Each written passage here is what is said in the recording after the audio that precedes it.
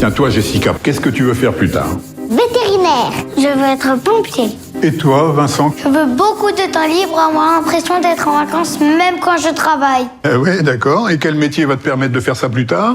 Fonctionnaire, comme vous, monsieur. Je sais pas pourquoi vous êtes là, peut-être parce que par amitié, par sympathie, peut-être qu'il n'y a rien à foutre à Beauvais le vendredi soir. Ou les trois en même temps. Alors, qui est Vincent Pelletier? Alors Vincent Pelletier, c'est au départ, un paisible fonctionnaire des eaux et forêts à Limoges. Je te rappelle du bureau, c'est gratuit. Voici ton permis de chasse, Gérard. Je t'ai apporté des cailles. Des cailles, mais merci, mais fallait pas. Donc c'est l'histoire d'une réforme qui part de Bercy, puis on veut fermer le service des eaux et forêts, puis on dit, comme c'est le cas souvent, il y aura de la casse, mais c'est pas grave, ils ont qu'à se démerder. Les fonctionnaires seront encouragés au départ en temps voulu.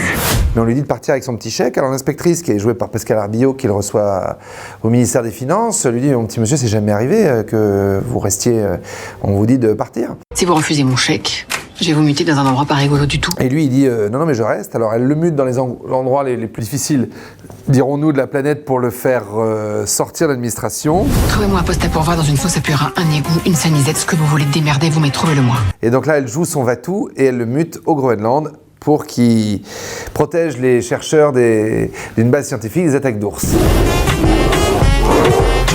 On va le laisser refroidir un peu. C'est des vraies étendues neigeuses.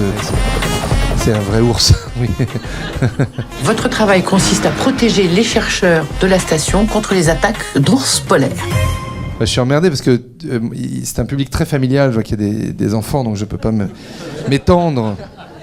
Oui, en tout cas, ils vous embrassent, voilà. Voyez, il file direct à l'entrejambe.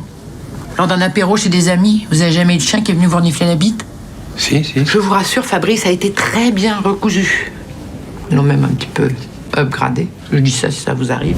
Alors maintenant, c'est à vous de jouer parce que c'est à vous de me mettre sur le grill. Alors, qu'est-ce qu'il y a? Non, on est fonctionnaire. On n'a rien à faire. Voilà, très bien. Bon, on va démarrer sur le sujet des fonctionnaires.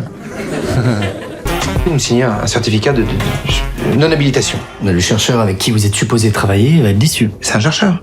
Ouais. Il cherchera quelqu'un d'autre. Les fonctionnaires, c'est ceux qui nous exfiltrent d'Ukraine, ceux qui réparent les pylônes quand il y a des catastrophes naturelles, ceux qui enlèvent la neige à Noël quand on va aller voir nos familles sur la route. Donc c'est tout ce que j'aime dans l'humour. Il faut charrier et en même temps tirer un coup de chapeau et dire merci. Voilà. Ils veulent te virer. Ils proposent des mutations dans des endroits impossibles. Je fais quoi, je signe? Non, mais ne blasphème pas, Vincent. Le premier rôle de gauche de Christian dans 40 ans de cinéma, la première fois qu'il fait il est rentré dans le local CGT, il regardait en l'air comme ça. On aurait dit un gamin au Louvre. Toi, il était là.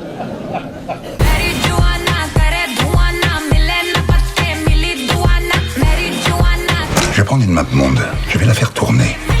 Et je vais foutre mon doigt au hasard dessus. Et je mute Pelletier à l'endroit du doigt. Tiens bon, Vincent, tiens bon.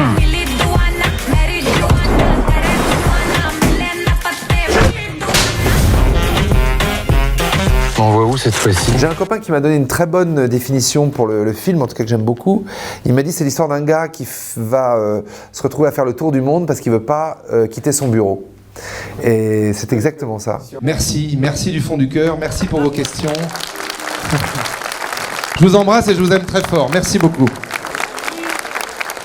Il fait pas confiance aux Blancs parce qu'ils sont égoïstes, impolis et arrogants. C'est pas faux, mais c'est une toute petite partie des Blancs qu'on appelle les Parisiens.